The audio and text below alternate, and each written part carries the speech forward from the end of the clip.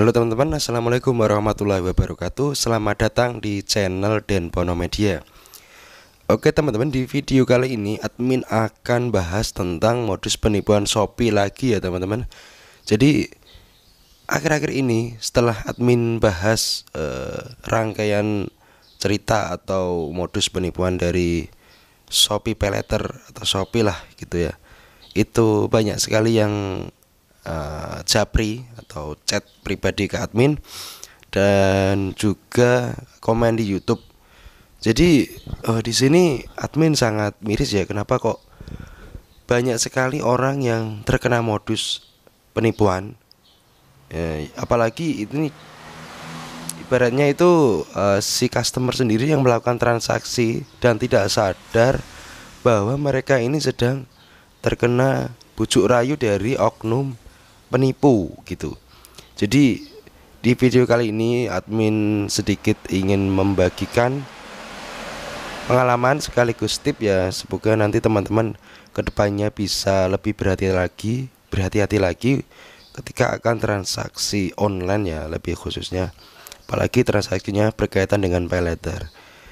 Oke, untuk video kali ini yang dibahas yaitu khusus untuk Shopee Paylater. Jadi sebelum teman-teman untuk melakukan transaksi itu wajib sekali untuk melakukan cross check lebih dalam. Misalnya teman-teman mencari track recordnya atau mungkin mencari testimoni, carilah di YouTube atau di Google mengenai jasa si ini si itu gitu. Biasanya nanti akan muncul track recordnya, apakah pernah menipu. Misalnya kalau pernah menipu tuh langsung muncul gitu teman-teman. Kemudian cek juga di aplikasi Get Contact. Jadi aplikasi Get Contact itu aplikasi yang memungkinkan kita untuk melihat tag-tag atau komentar-komentar orang terkait suatu nomor. Namun saya melihat si penipu ini juga sudah canggih. Jadi ketika mereka ibaratnya nomornya sudah rusak, itu mereka mengganti nomor baru gitu. Jadi ketika kita melakukan cek di aplikasi Get Contact kok ternyata masih bersih, itu jangan langsung percaya juga. Bisa jadi itu si oknum itu sudah mengganti nomor gitu. Jadi selain kita mengecek di aplikasi Get Contact, kita juga melihat track recordnya, cari di YouTube, di Google dan lain sebagainya. Nah, ketika kita melakukan interaksi dengan si seseorang itu, kita jangan langsung ini teman-teman, jangan langsung transaksi pada waktu itu, tapi dikasih jeda mungkin 1 hari 2 hari gitu. Kenapa? Agar kita bisa melihat reaksi atau respon dari si jasa ini, apakah si jasa ini ambisius untuk segera melakukan closing transaksi dengan kita, misalnya customer itu, atau santai-santai saja gitu. Nanti kan reaksinya akan kelihatan. Biasanya kalau penipu itu bagaimana caranya agar cepat-cepat terjadi transaksi gitu teman-teman, karena mereka itu butuh kecepatan gitu. Jadi ya seperti itu. Jadi teman-teman jangan langsung transaksi. Kemudian teman-teman hubungi beberapa jasa sekaligus, jangan cuma satu. Mereka coba teman-teman bandingkan rate dari beberapa jasa ini. Jika teman-teman mendapati rate yang atau ibaratnya itu biaya yang tidak masuk akal, itu mending teman-teman itu lewati saja. Misalnya gini, ada modus yang menawarkan limitnya itu tidak terpotong.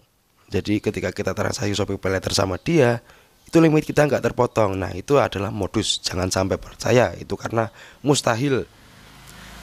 Kemudian selain nggak terpotong, ada juga yang mengatakan limitnya akan kembali lagi gitu. Itu nggak mungkin, mustahil teman-teman. Kemudian ada yang bilang modusnya itu mendapatkan voucher potongan dari merchant. Itu juga nggak mungkin, jangan percaya ya. Kemudian ada modus lagi selain jasa gestur, adalah mereka atau CS mengaku-ngaku CS menghubungi kita bahwa kita mendapatkan cashback, voucher atau apalah itu. Namun untuk melakukan klaim atas voucher itu kita harus melakukan transaksi lewat scan. Nah, itu juga modus, jangan percaya. Mana ada transaksi klaim voucher kita harus melakukan transaksi lewat scan QR, dan nanti ujung-ujungnya apa? Ujung-ujungnya limit paylater kita dibobol. kita nggak sadar kita telah melakukan transaksi Shopee Paylater ke seseorang itu tadi, maka harus hati-hati. Gitu teman-teman. Jadi intinya sebelum transaksi, teman-teman itu wajib mempelajari apa itu Shopee Paylater, bagaimana caranya, kemudian bagaimana cara bayarnya gitu. Kemudian kalau perlu hitung juga hitung-hitungan bunganya gitu. Jadi sebelum transaksi teman-teman itu sudah ada gambaran Shopee Paylater itu bagaimana, cara transaksinya seperti ini gitu. Jadi nggak ada nanti ceritanya teman-teman itu dibodoh-bodohi gitu. Maaf ya, bukan maksud untuk merendahkan, tapi realitanya seperti itu. Jangan sampai nanti teman-teman itu manut saja atau ngikut saja apa perintah dari si jasa yang akan menipu ini. Karena rata-rata orang yang ketipu itu karena mereka nggak paham transaksi apa gitu. Jadi kita membekali diri kita itu dengan wawasan pengetahuan itu dulu. Jangan sampai kita transaksi tapi nggak paham ingin transaksi apa gitu. Itu teman-teman. Jadi kalau misalnya mau transaksi ya wajib dipelajari dulu. Jangan sampai kita tergesa-gesa, karena kalau tergesa-gesa itu biasanya akan terjadi kesalahan gitu teman-teman. Kemudian ada lagi yang transaksinya itu diberitahu tapi ngeyel ya.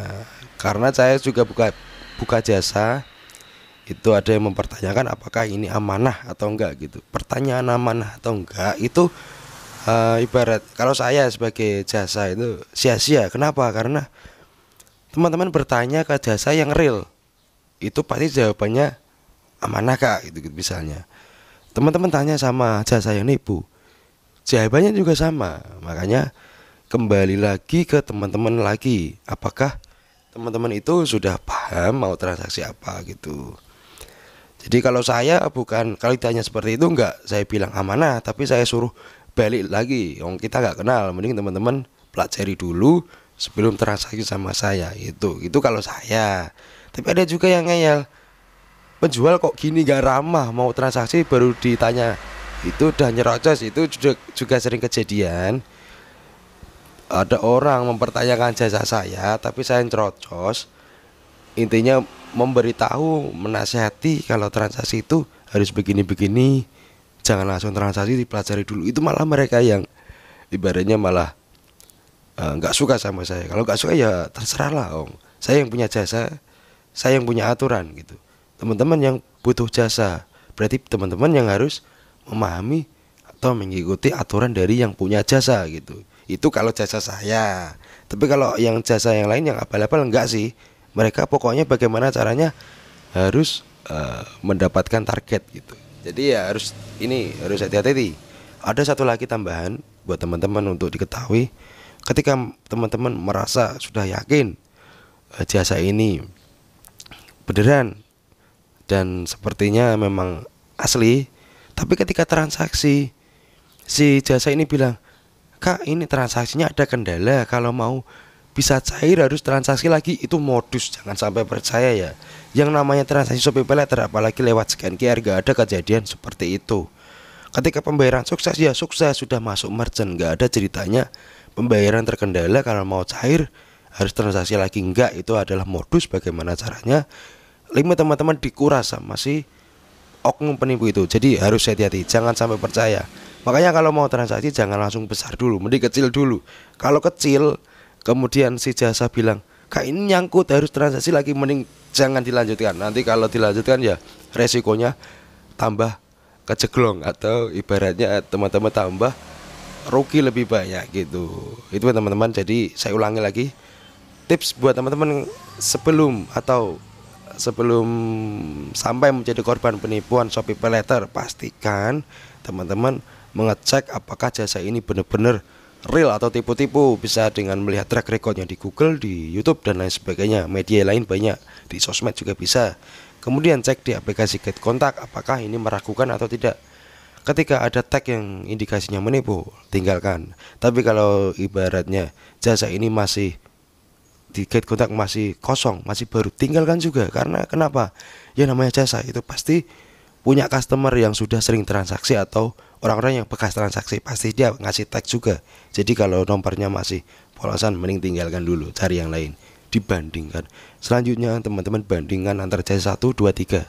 Jangan langsung transaksi, tapi dibandingkan dulu bagaimana mekanisme dari ketiganya, apakah masuk akal atau tidak. Kemudian lihat juga rate-nya, apakah masuk akal atau tidak. Selanjutnya lihat juga dia ada modus ini enggak, ada modus apa namanya, mengasih iming-iming sesuatu enggak, apakah rate-nya bisa kembali, maaf, apakah limitnya kembali atau enggak. Intinya dicari tahu dulu. Kemudian yang ketiga adalah jangan langsung transaksi nominal besar. Kalau ada indikasi dia melakukan curang, misalnya yang saya bilang tadi, nyangkut harus transaksi lagi, itu adalah modus gitu teman-teman. Jadi intinya sebelum transaksi wajib dipelajari dulu. Jangan langsung transaksi, tapi dikasih jeda nanti biar responsif jasanya ini gimana. Gitu ya teman-teman. Video kali ini semoga bisa mencerahkan. Apabila teman-teman ada komentar atau pertanyaan, silahkan komen saja di bawah. Jangan lupa ini, jika teman-teman merasa video ini bermanfaat, silahkan di subscribe ya, dan di share ke teman-teman biar orang lain itu bisa lebih memahami tentang bahaya atau biar gak kena tipu dari modus penipuan Shopee Paylater.